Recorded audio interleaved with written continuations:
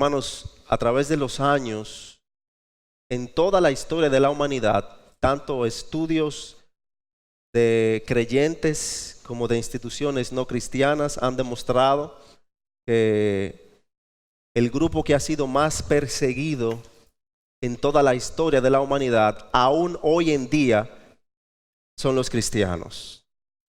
Hemos sido perseguidos vilmente, hemos sido mutilados, muertos, llevados a juicio oficial por diferentes naciones y hemos sido vistos o han sido vistas nuestras muertes como un elemento de disfrute y diversión para algunos que, cegados por el mal, por la mente del enemigo que está en este siglo, ven la muerte de un justo como una diversión. Sin embargo, a pesar de eso, algo que ha sorprendido en gran manera a la humanidad es que, independientemente de las diferentes formas que se han inventado para perseguirnos y angustiarnos, los cristianos suelen morir con una sonrisa en su rostro. A pesar de que buscan lograr que maldigamos al mundo y renunciemos a nuestra fe, hay una convicción tal que Cristo trae a los suyos que no puede ser quitada por nada ni nadie. Y eso, claro está, lo vemos primero en el ejemplo de nuestro Señor y Salvador Jesucristo, quien, dando un mensaje totalmente controversial, totalmente de locos para el mundo, cuando estaba siendo crucificado, le dijo al Padre: perdónalos, porque no saben lo que hacen. Vemos a un Esteban en Hechos capítulo 8, quien justo antes, cuando estaba siendo apedreado, dice una frase igual: no se lo tomes en cuenta, Señor. Eso es algo que no parece muy normal. Se supone que debemos pagar mal por mal, nos dice el mundo y la sociedad. Y a través de los años seguimos viendo diferentes persecuciones que suelen terminar de esa manera. Una de las persecuciones más feroces que enfrentamos fue en Europa con la Reina María I, o conocida como la Sangrienta María, quien mutiló casi 300 cristianos por no negar su fe protestante y unirse al credo católico romano que ella profesaba. Hay cientos de testimonios de hombres y mujeres que fueron llevados a la hoguera por no negar su fe protestante bíblica por esta mujer. Y de la misma manera hay cientos y cientos de testimonios de hombres y mujeres que exaltaron el nombre de Jesucristo en medio de la hoguera. El primero de esos hombres fue un pastor llamado John Rogers. Él, quien fue apresado, tenía una esposa y 10 hijos. Y no se le limitó, se le prohibió ver a su familia y a sus hijos. Y mientras era llevado a la hoguera para ser quemado delante de todos, pudo ver a su familia, sus 10 hijos y su esposa en el camino, llorando por su padre. Y dice el embajador francés, quien estaba en Inglaterra en ese tiempo, que cuando iba caminando, iba recitando una y otra vez el Salmo 51. Y este mismo hombre, el embajador francés, dijo que John Rogers, mientras iba caminando hacia la hoguera, parecía un novio que iba desfilando en su boda. Iba con una esperanza y sonrisa en su rostro, no desconsolado, sino viendo a su familia con gozo. Y en cierta manera sí iba a su boda, porque iba a unirse con el Cordero, ¿cierto? Otro pastor que murió en la masacre de la Reina Sangrienta María fue Roland Taylor. La masacre de este fue tan cruel que él fue apresado en otra ciudad diferente a la cual vivía. Y la reina María hizo que lo llevaran a la ciudad de donde él procedía, cerca de su iglesia, para que los creyentes, los miembros de la congregación donde él predicaba, pudieran verlo quemarse, para ver si así se arrepentían y negaban su fe. Y mientras Roland Taylor era amarrado en la hoguera, dijo lo siguiente: Dios sea alabado. Nunca me he sentido mejor, porque ya sé que casi estoy en casa. Y al llegar al punto de su ejecución, miró a su congregación amarrado en la hoguera y les dijo lo siguiente: les he predicado la palabra y la verdad de Dios, y en este día voy a sellar mi predicación con mi propia sangre. Qué gran testimonio de confianza y seguridad en Dios, aún estando amarrado, sabiendo que iba a ser quemado. Otro hombre que murió en esta masacre sangrienta de la reina María I fue John Bradford, un joven de 35 años que cuando estaba en la hoguera amarrado mirando a la audiencia, levantó las manos hacia el cielo y gritó: Inglaterra, Inglaterra, arrepiéntete de tus pecados. Cuidado con la idolatría, cuidado con los falsos anticristos, cuidado para que no te engañen. Y luego de decir eso, se refirió o se dirigió a un joven que estaba amarrado al lado de él para ser quemado también. Y le dijo: no te preocupes, hermano, porque tendremos una cena gozosa con el Señor Jesús esta noche.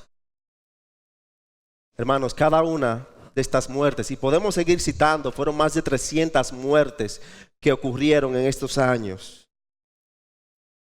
Pero cada una de estas muertes nos hace ver cómo Cristo no solamente cambia la forma de vivir de los suyos, no solamente nos hace vivir de una manera diferente, sino que nos lleva a enfrentar la muerte de una manera diferente.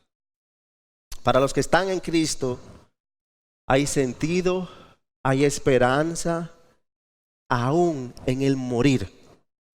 No vemos la muerte como una derrota, no vemos la muerte como que hemos perdido. Vemos la muerte exactamente como Pablo lo perfila aquí, como ganancia. Como ganancia.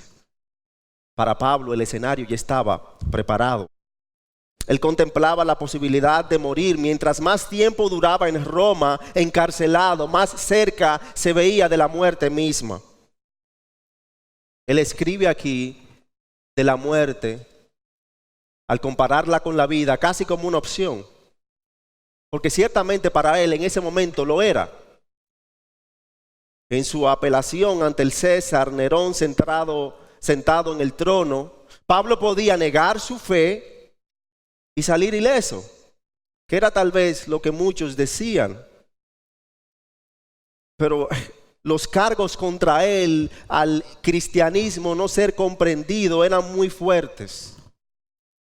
Pues en la amenaza en contra del cristianismo lo mal representaban delante de la sociedad, pues decían: los cristianos están sometidos a un señor que no es el César. Y por lo tanto, eso puede amenazar con el gobierno romano, debemos de parar este grupo, decían. Fácilmente la encomienda de Pablo y su convicción total de lealtad a Jesucristo era vista como una traición contra Roma y contra la autoridad romana. Y en ese sentido, Pablo tenía que tomar una decisión. Él debía o mantenerse firme en su creencia, en su convicción, o él debía negarla y someterse a lo que el gobierno romano quería. Él debía, desde el punto de vista terrenal,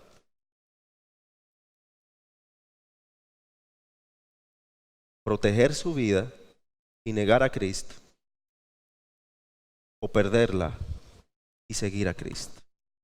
Eso decían. Pero Pablo no lo veía así. Pablo veía a su vida como Cristo. Y si su vida era Cristo, su vida estaba altamente protegida. Aunque el aliento terrenal se le quite, su aliento celestial nunca podía ser quitado, pues estaba protegido, estaba sustentado, estaba guardado por Dios mismo. Pablo estaba seguro, Pablo estaba confiado de que ni las amenazas de muerte física iban a poder en contra de él. Él estaba practicando lo que Jesucristo mismo mandó en Mateo capítulo 10, versículo 28, cuando dijo: y no temáis a los que matan el cuerpo, pero no pueden matar el alma. Más bien temed a aquel que puede hacer perecer tanto el alma como el cuerpo en el infierno. Él no estaba temiendo a lo terrenal y pasajero. Él estaba temiendo a lo eterno. Y básicamente este versículo 21 comprende eso. ¿A quién le estoy temiendo?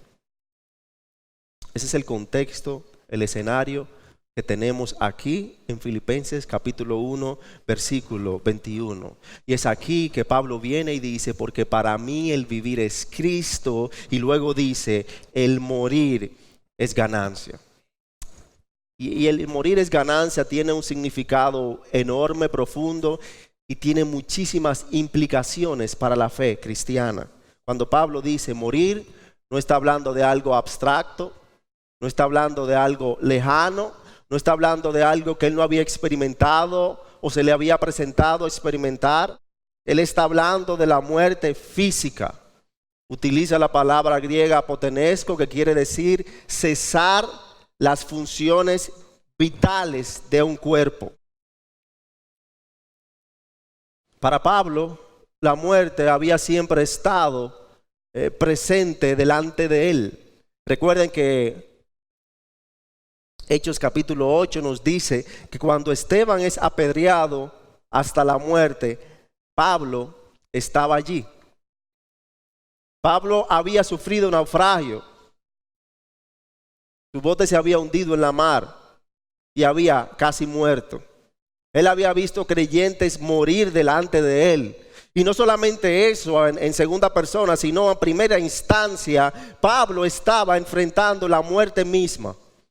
Aunque por la misericordia y la gracia de Dios, en este primer encarcelamiento sabemos que no murió, no fue ejecutado. Más adelante, en su próximo encarcelamiento, sí fue muerto.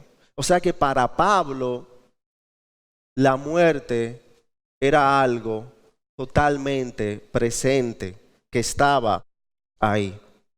Había una relación íntimamente familiar entre Pablo y la muerte.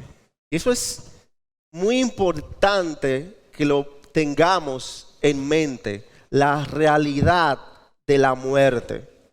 Porque la muerte es parte de la vida. Ciertamente es como un tema tabú que uno no quiere tratar, que no se logra hablar mucho, pues la muerte se ve como la derrota, como el final, pero la realidad es que la muerte está ahí. Dicen los científicos, y nadie ha podido debatir eso, que 100 de cada 100 personas mueren. Es una realidad. Todos vamos a morir. No lo pensamos, de alguna manera u otra, pensamos como que la muerte le llegó a otra persona, llegó a esta familia, le llegó a aquel, pero yo no. Sin embargo, a medida como vemos que nuestros familiares cercanos, personas contemporáneas a nosotros empiezan a morir, es que nos damos cuenta que realmente la muerte existe. que realmente la muerte existe. Y como se ha dicho varias veces, hasta que no comprendemos la realidad de la muerte, no aprendemos a vivir. Pablo, y más adelante lo explica a partir del versículo 22, tiene un dilema, pero en su dilema, en su cosmovisión, en todo su argumento, nunca está fuera la muerte. Y él prefiere ver la muerte de la manera correcta, porque él había sido cambiado por Jesucristo. Ya él no ve la muerte como solamente cesar las funciones vitales del cuerpo. Ya Pablo ve la muerte como el puente hacia la eternidad. Él había sido transformado por el Evangelio de Cristo y él sabía que ese Cristo que lo llamó a salvación, lo había llamado también hacia la eternidad. O sea que Pablo dice, por ende, que para él el morir es ganancia. Y la palabra ganancia que habla aquí, que utiliza aquí, habla de algo que es obtenido, una recompensa, una ganancia, un logro. Un logro adquirido que se te ha dado. Habla de victoria, no de derrota. Habla de ganar, no de perder. Algo de nuevo, totalmente contradictorio, en contra de lo que enseña la sociedad. Entonces, viéndolo desde la perspectiva bíblica, ¿qué ganancia trae la muerte para el creyente? ¿Qué ganancia trae la muerte para el creyente? ¿Qué significa eso de que la muerte es ganancia para el creyente? Número uno, quiero dejar claro lo que no significa. Ciertamente Pablo dice que la muerte, que el morir es ganancia, pero cuando Pablo dice que el morir es ganancia, él no quiere decir que un cristiano debe desear la muerte porque odia la vida.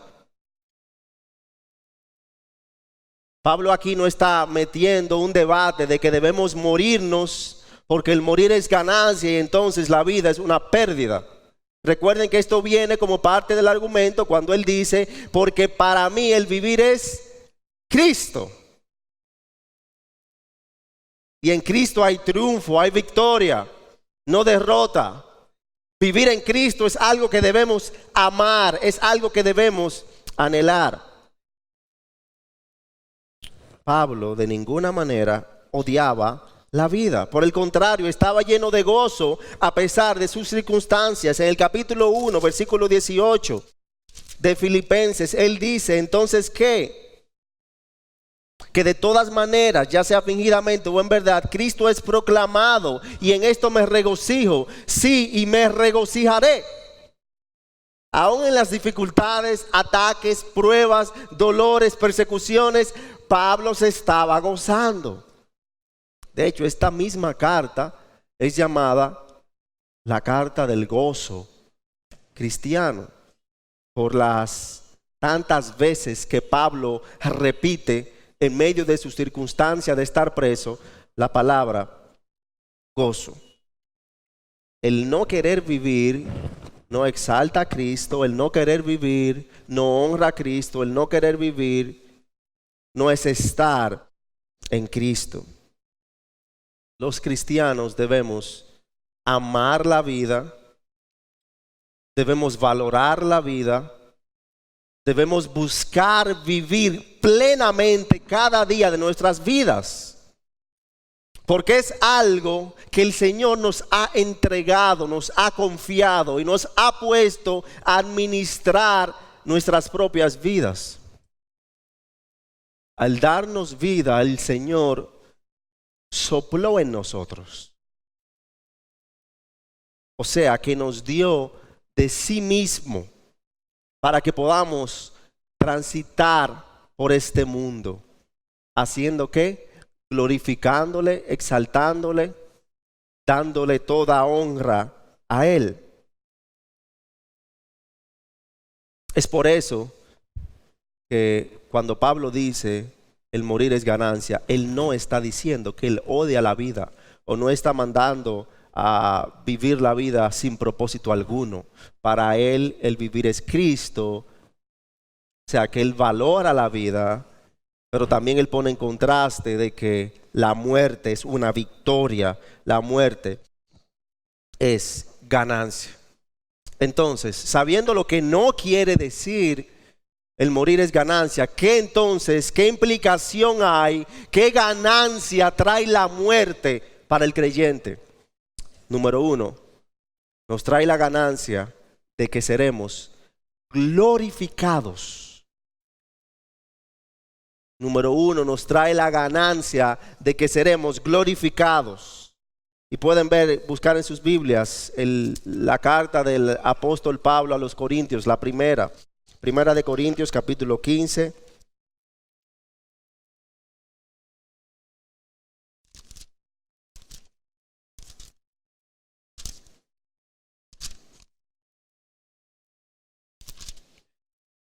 Donde Pablo toca un poco este tema de la glorificación, y a partir del capítulo 15 de Primera de Corintios, a partir del versículo 51, él empieza a tratar esto cuando dice: he aquí, os digo un misterio, no todos dormiremos, pero todos seremos transformados. En un momento y en un abrir y cerrar de ojos a la trompeta final, pues la trompeta sonará y los muertos resucitarán. ¿De qué manera? Incorruptibles. Y nosotros seremos transformados, porque es necesario que esto corruptible se vista de incorruptible y esto mortal se vista de inmortalidad. La muerte es ganancia para el creyente porque seremos transformados, seremos glorificados. Amén. Pasaremos de tener cuerpo perecedero a tener cuerpo imperecedero. En 1 Corintios capítulo 13, versículo 12, un poco antes, Pablo dice, hablando de o contemplando la glorificación que tendremos, él dice: porque ahora vemos por un espejo veladamente, pero entonces veremos cara a cara. Ahora conozco en parte, pero entonces conoceré plenamente como he sido conocido. Ciertamente ahora tenemos una pequeña pizca, una pequeña muestra de la gloria de Dios. Pero entonces, cuando partamos de esta tierra, vamos a ver a Dios en su plenitud, su gloria totalmente.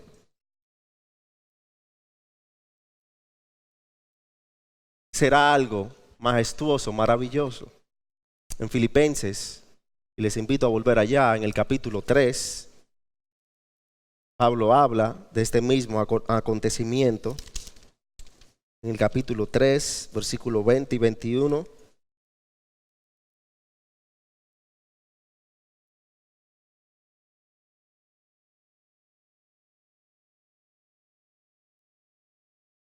Pablo dice: porque nuestra ciudadanía está en los cielos, de donde también ansiosamente esperamos a un Salvador, el Señor Jesucristo, el cual transformará el cuerpo de nuestro estado de humillación en conformidad al cuerpo de su gloria, por el ejercicio del poder que tiene aún para sujetar todas las cosas a sí mismo.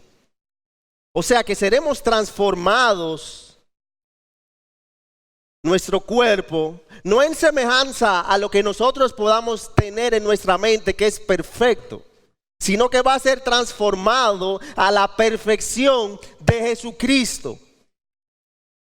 Que aún nosotros conociéndole como es revelado en su palabra, yo no creo que conocemos todo el porcentaje de quien Cristo es. Y nos dice Pablo que seremos como Cristo.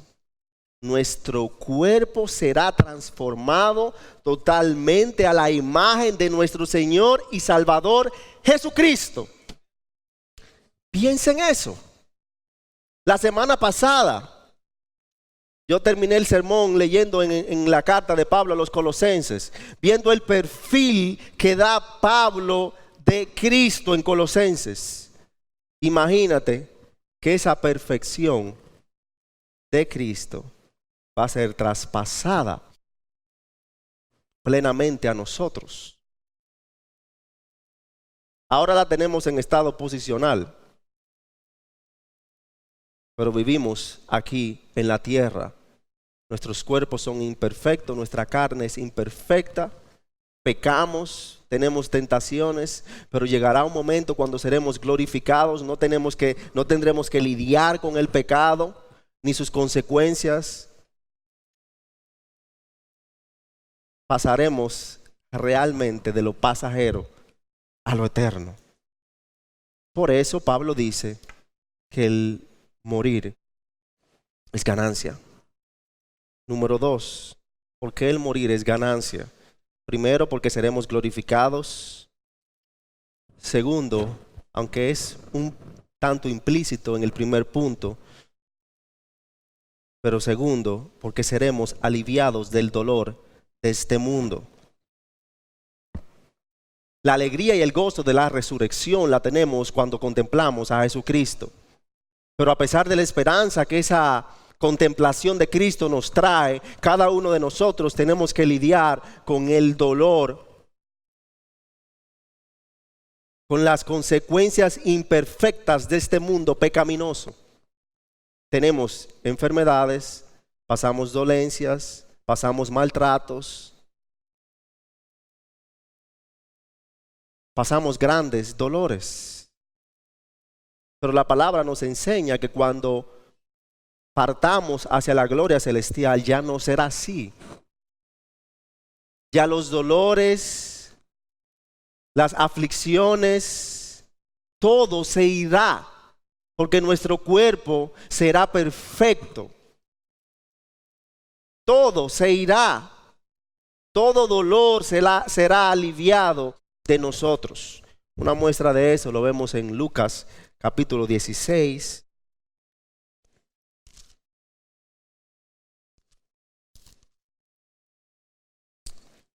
En el versículo 24 y 25, cuando vemos el relato de Lázaro y el hombre rico.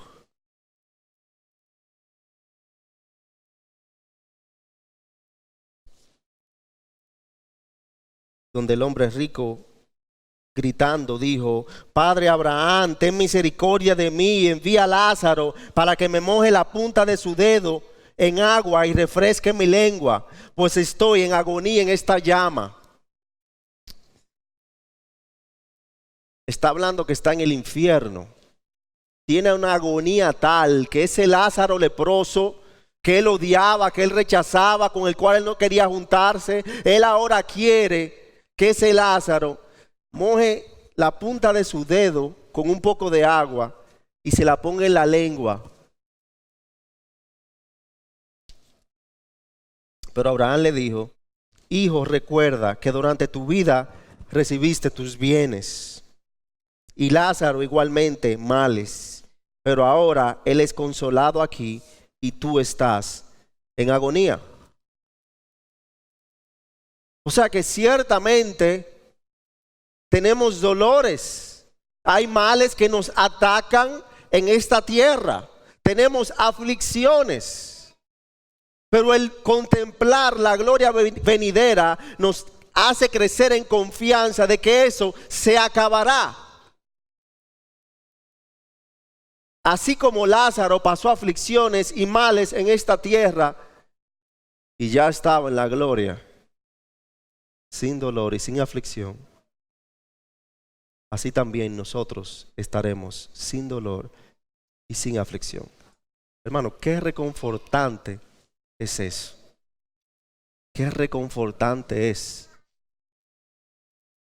Y eso tiene como un subpunto un tanto evangelístico para nosotros. de la necesidad de evangelizar.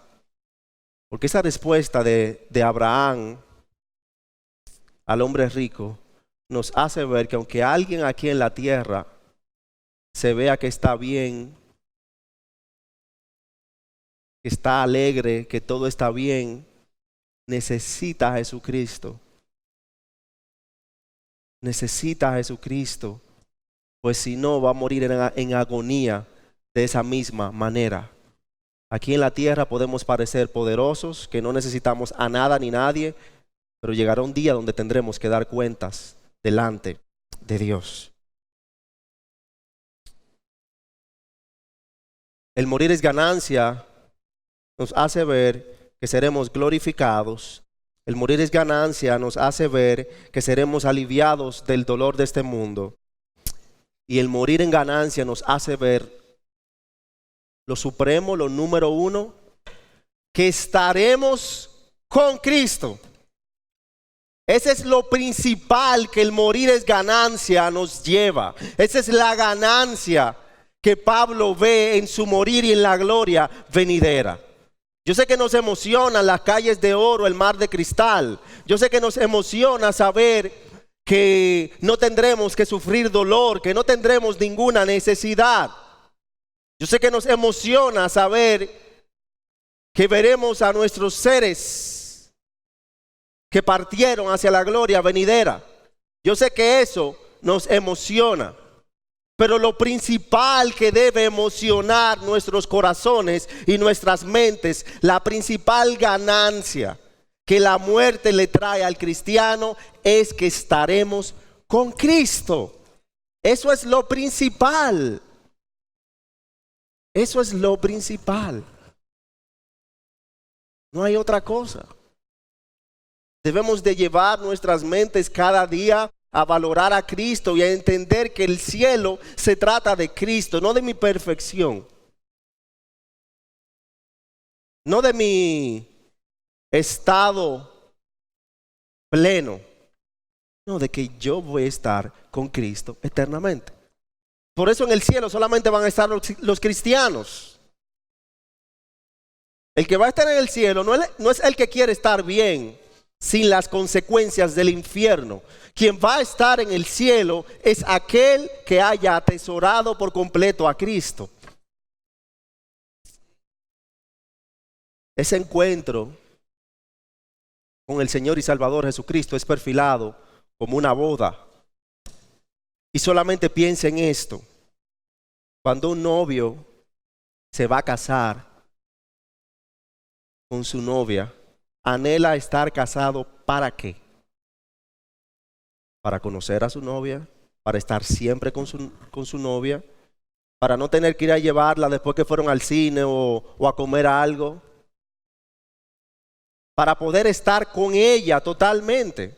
Uno se casa porque uno quiere unirse para siempre con una mujer, ¿cierto? La mujer se casa porque quiere unirse con un hombre para siempre. Es una comprensión incorrecta del matrimonio el querer casarte pensando no en estar con esa persona, pero en los beneficios que esa persona te puede traer. Aunque se ve en nuestra sociedad, es algo incorrecto. Que una mujer se quiera casar con un hombre porque el hombre tiene dinero, porque el hombre vive bien, porque me va a mudar, porque me va a llevar a donde yo quiero ir, me va a dar los gustos que yo quiero, es incorrecto. Que una mujer se quiera casar con un hombre para salir de los papás, para salir de la casa, para estar libre, es falso. Que un hombre se quiera casar con una mujer para que la mujer lo ponga a valer, para que la mujer lo cuide, para que la mujer le dé dinero y él no tenga que trabajar, es algo incorrecto. Aún si no eres cristiano, sabes que el matrimonio se trata de estar con la persona. Por eso cuando dos personas se aman, no tienen que esperar tener tal posición, tener tantos bienes, no. Uno se junta y hasta en una habitación pequeña que que tú ibas, tú estás bien.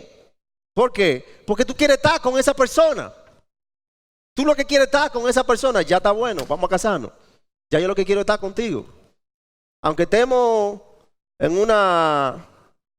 con un techo de agua, de lo que sea, en un cuartico, tú y yo, no necesitamos grandes cosas, aunque andemos como sea, pero yo lo que quiero es que estemos juntos. Ese es el sentimiento que uno tiene cuando se quiere casar con alguien. Eso es lo normal, es lo correcto. Entonces, si el encuentro de Cristo con los suyos es comparado con una boda, sería lo normal que lo veamos de la misma manera. Lo principal de nuestra unión con Cristo es estar con Cristo. Eso es lo principal. No se trata solamente de la perfección, de los beneficios que Cristo nos trae. Se trata de que vamos a estar con Él. ¿En qué piensas cuando piensas en la gloria venidera?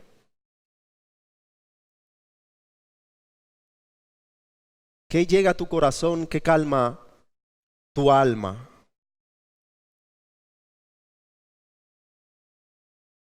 Yo he hecho esta ilustración varias veces, pero fue una ilustración que por lo menos cambió mi manera de pensar de la gloria venidera de John Piper. Cuando él compara la gloria venidera y él pone a uno a pensar cuando dice: ¿elegirías a Dios si estás en el desierto solamente con Él? ¿O preferirías el cielo sin Dios? Si te ponen todos los beneficios del cielo, pero sin Dios, y te ponen a Dios en el desierto, sin ninguno de esos beneficios, ¿qué elegirías tú? ¿Qué elegirías tú? En el libro de los Salmos, me llega a la mente a David cuando hace un salmo un tanto profético.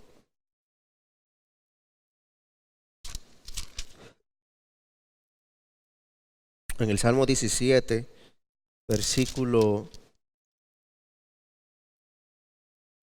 15, David dice lo siguiente. Uno piensa, David vivió siglos y siglos mucho antes de Cristo, no lo conoció. ¿Cómo David va a hablar de la gloria venidera? Pero de una manera profética el Señor inspira a David para que diga lo siguiente: en cuanto a mí, en justicia contemplaré tu rostro. Al despertar me saciaré cuando contemple tu imagen. David buscaba que su corazón estuviera satisfecho con Dios. Y él anhela y contempla cuando pueda ver el rostro de Dios. Eso es lo que trae satisfacción a su alma. Estar con Dios, no nada más. No carros, no caballos, no castillos, no fortalezas. Dios era la satisfacción de su alma. Hermano y amigo que estás aquí, ¿qué satisface tu alma? Porque si vas a decir que para ti el morir es ganancia, lo primero que debe estar en tu mente cuando dices esa palabra ganancia es Dios mismo. Él es nuestra principal y mayor ganancia. El morir es ganancia nos lleva a contemplar que estaremos con Cristo. Hay un punto final con el cual no quiero dejar de tocar, y esto es para los amigos que están aquí. Y es que para que tu morir sea ganancia, debe tu vivir ser Cristo. La única razón por la cual Pablo pudo decir que su morir es ganancia es porque ya él acaba de decir que su vivir es Cristo. En el Evangelio según Juan, el capítulo 3, versículo 16, se dice una frase que todos conocemos. Porque de tal manera amó Dios al mundo que ha dado a su Hijo unigénito, para que todo aquel que en Él crea no se pierda, mas tenga vida eterna. La razón del sacrificio de Cristo implica limpiar tu pecado, implica darte salvación, pero también implica darte la vida eterna. Implica tener la esperanza que perfila Pablo en 1 Corintios capítulo 6, de que aquel que resucitó a Cristo nos va a resucitar. Pablo tenía esa confianza de que su morir sería ganancia, porque como él mismo dice en Filipenses capítulo 3, él había estimado todo como basura en esta vida, por la causa de conocer, de servir, de atesorar a Cristo. Trabajar por las cosas de este mundo, por las cosas perecederas, te van a llevar a perecer. Pero trabajar, servir, rendirte a lo eterno, y lo único eterno es Dios, te va a llevar a vivir eternamente. Yo sé que muchos tienen este verso como un lema, pero yo sé que pocos lo viven en realidad. Tenemos que buscar que nuestro vivir sea Cristo, porque solo así podremos decir que nuestro morir es ganancia.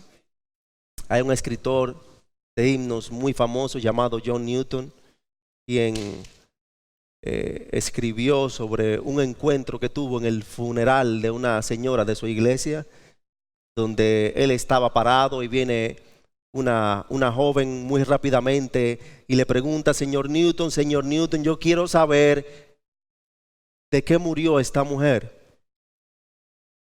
Y él dice que su respuesta fue: hay algo más importante que tú debas saber. No solamente la muerte de esta mujer, pero hay algo mucho más importante. Le dice la joven: ¿qué es eso? Y él responde: lo más importante, la pregunta más importante que debes contemplar al ver esta mujer muerta aquí no es de qué murió, sino cómo vivió. El de qué murió pasa y se va. Lo pensamos algunos días, pero eso se va. Ahora, el cómo vivió es donde vemos el legado de una persona. En el cómo vivió es que vemos si la persona contó sus días sabiamente. Y a muchos de nosotros nos interesa saber: ¿y cómo vamos a morir? Muchas personas asisten a brujos buscando cosas falsas de cómo voy a morir, de qué voy a morir, cuántos días me quedan, en qué fecha moriré. Ahora, la pregunta que debe estar en tu mente siempre es: ¿cómo estoy viviendo? ¿Cómo estoy viviendo? ¿Cómo está mi vivir? Porque eso es lo que te hará saber si tu muerte será ganancia.